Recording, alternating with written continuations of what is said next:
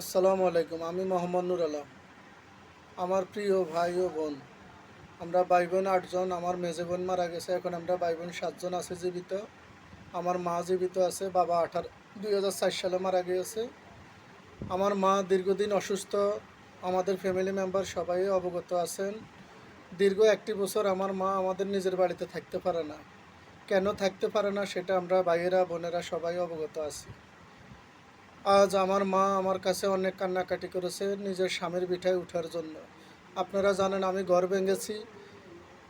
অর্থের অভাবে আমি আমার ঘর কমপ্লিট করতে পারি নাই। সেজন্য আমার নিজের কোনো ঘর নাই থাকার। তদ্রূপ আমার মা অনেক কান্নাকাটি করেছে নিজের স্বামীর পিঠে যাতে মৃত্যুবরণ করে। এখন আমার ছোটো বোনের বাসাতে আছে আজ 1 বছর, নিজের বাড়িতে নাই।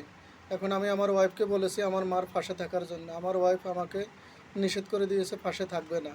তাই আমি সিদ্ধান্ত নিতে বাধ্য হয়েছি আমার স্ত্রীকে আমি আর রাখবো না। আমি হয়তো সামনের মাসের যে কোনো সময় আমার স্ত্রীকে আমি ত্যাগ করতে বাধ্য হলাম। সকলে আমার জন্য দোয়া করবেন। আসসালামু আলাইকুম। আমি আমার স্ত্রীকে রাখবো না।